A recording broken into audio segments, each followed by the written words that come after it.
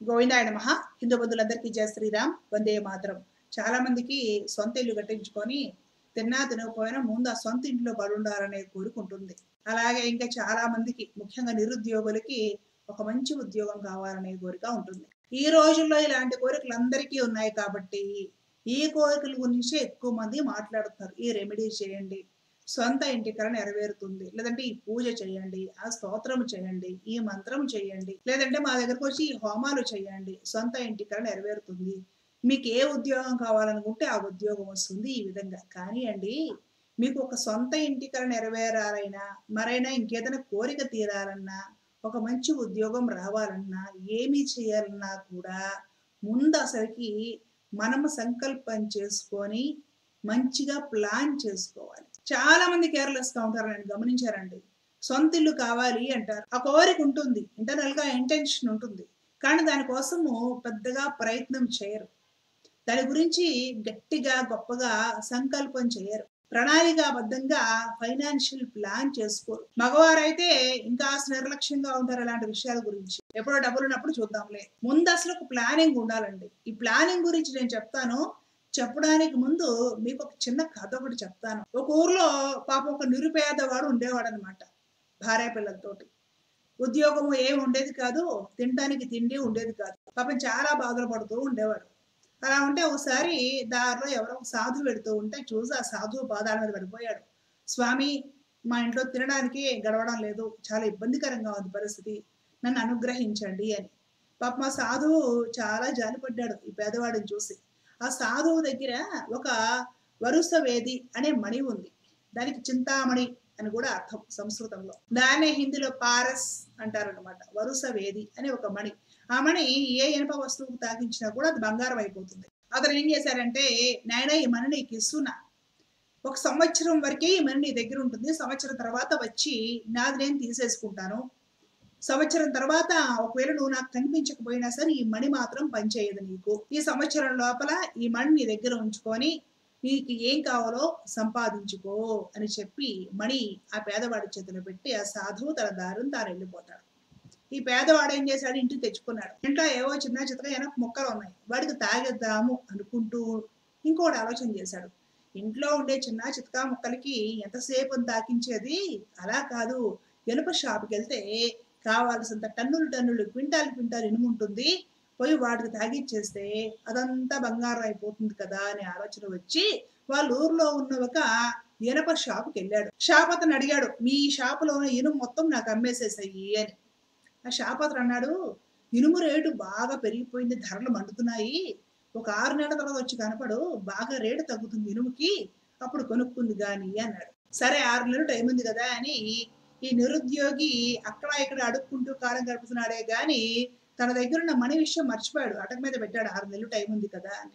6 నెలల తర్వాత గుర్తొచ్చింది, అవును మనీ ఉంది కదా, ఇనుముకు తాకిద్దాము అని మరలా ఇనుప షాప్కి వెళ్ళాడు. ఆ షాప్ అతను చెప్పాడు, ఇంకా ధరలు తగ్గలేదయ్యా, ఇంకొక 6 నెలల తర్వాత కనపడు, బాగా ధరలు తగ్గిపోతాయట, అప్పుడు వచ్చి తీసుకుందు గాని అన్నాడు. సరే ఇంకా 6 నెలల టైం ఉందిరా అనేసి మరలా వచ్చి ఆ మణి నటక మీద పడేసి తాను మాత్రం దరిద్రంలోని జీవితం కొనసాగిస్తున్నాడు. ఇంకొక 6 నెలలు కూడా పూర్తయిపోయింది, మొత్తం సంవత్సరం అయిపోయింది.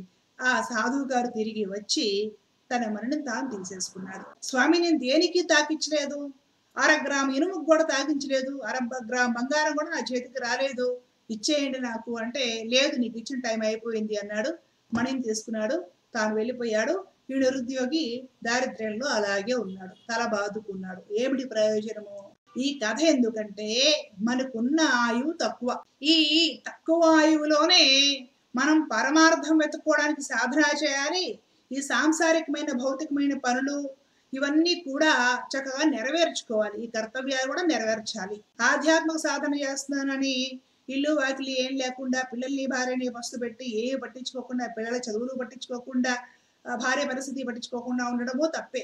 లేదా 24 గంటలు ఈ భౌతికమైన విషయాల్లో మునిగి తేలి ఆధ్యాత్మిక జీవితాన్ని అటకెక్కించడము తప్పే. ఇవి రెండు ఖచ్చితంగా బ్యాలెన్స్ చేసుకోవాలి. మనకున్న ఈ స్థాయిలో ఏముందంటే, కాలక్షేపాలు, సెల్ ఫోన్లని, టీవీలని, రాజకీయాలని, యూట్యూబ్ అని, ఇన్స్టాగ్రామ్ అని బోరుడు సమయం ఇందుకే తీసేసుకుంటుంది.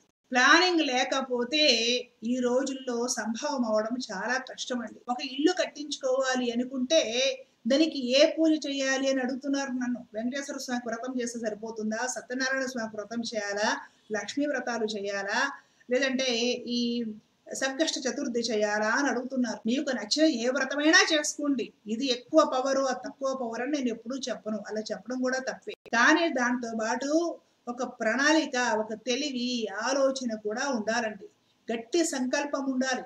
ఇన్ని సంవత్సరాల లోపల నేను సొంత ఇల్లు ఏర్పాటు చేసుకోవాలని ఒక గట్టి సంకల్పం చేసుకోవాలి. సంకల్పం చేసుకున్న తర్వాత మనకి రాబడి ఎంత, అది కాస్త పొదుపుగా ఖర్చు పెట్టుకుంటే ఎంత ఖర్చు పెడుతున్నాము, ఎంత మనకి మిగులుతుంది, దానిని మనము సేవ్ చేసుకున్నామా, సేవింగ్స్ చేస్తున్నామా, జాగ్రత్త చేసుకున్నామా, ఖర్చులు చేస్తున్నామా. అలాగే ఇల్లు కట్టించుకోవడానికి సోర్సెస్ ఏమున్నాయి, భూమి ఉందా, దాని మీద కట్టించుకోవడానికి ఎంత అవుతుంది, మన దగ్గర ఎంత దానం ఉంది, ఇంకా లోన్ తీసుకోవడానికి ఏమైనా అవుతుందా, తీసుకుంటే ప్రతి నెల నేను తీర్చగలుగుతానా, ప్రతి ఒక్కటి కూడా జాగ్రత్తగా ప్లాన్ చేసుకోవాలి. ఒక ఉద్యోగం కావాలైనా అంతే. నేను చదివింది ఏమిటి, నా పరిస్థితి ఏమిటి, ఎక్కడ నేను జాబ్ చేయగలను, నా సామర్థ్యం ఎంత, ప్రతిదీ కూడా మనలో ఉన్న ప్లస్లు మైనస్లు విచారణ చేసుకోవాలండి. ఇవేమి లేకుండా నా ఫ్రెండ్ అమెరికా పోయాడు నేను పోతాను అంటే, నా ఫ్రెండ్ కి నాకు చదివిన వాడికి ఒక పెద్ద కంపెనీలో ఢిల్లీలో ఉద్యోగం వచ్చింది నేను కూడా అక్కడికి వెళ్తానంటే, దానికోసం వెనక అతడు ఎంత పరిశ్రమించి ఉంటాడు, ఎంత ఆలోచన చేసి ఉంటాడు, ఆ అవకాశాలు ఎలా అందిపుచ్చుకొని ఉంటాడు, అవన్నీ కూడా బేరీజ్ వేసుకోకుండా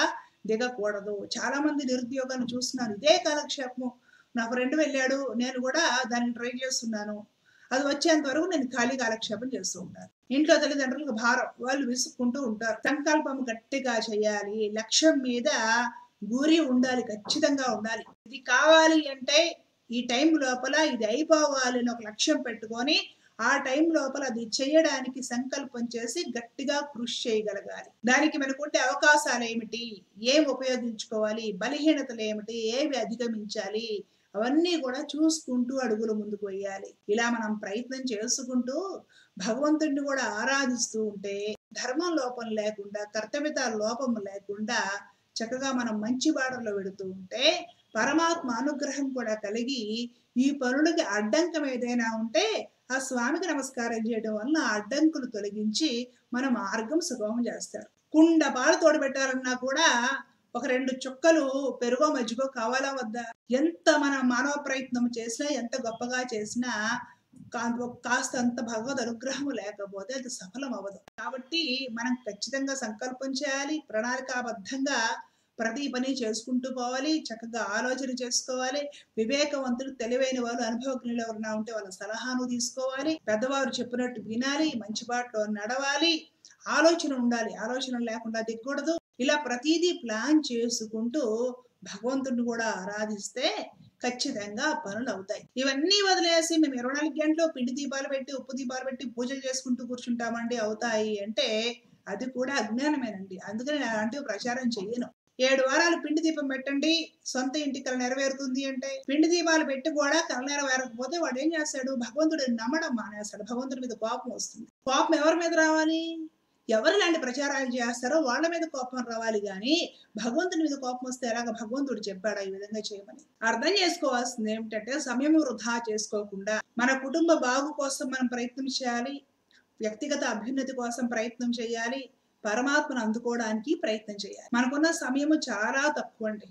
మనం పూర్వం రోజుల్లో లాగా 200 ఏళ్ళు 300 సంవత్సరాలు బ్రతికే రోజులు కావు ఇవి. కలికాలంలో ఉండేదే కొద్ది రోజులు, ఆరోగ్యంగా ఉండేది, ఓపికగా ఉండేది కొద్ది రోజులు. సమయం వృధా చేసుకోకుండా ప్రతిదీ చక్కగా సంకల్పం చేసుకొని, ప్లాన్ చేసుకొని, యుక్తాయుక్త విచక్షణతో ఆలోచించుకొని చక్కగా అడుగులు ముందుకు వేయాలి.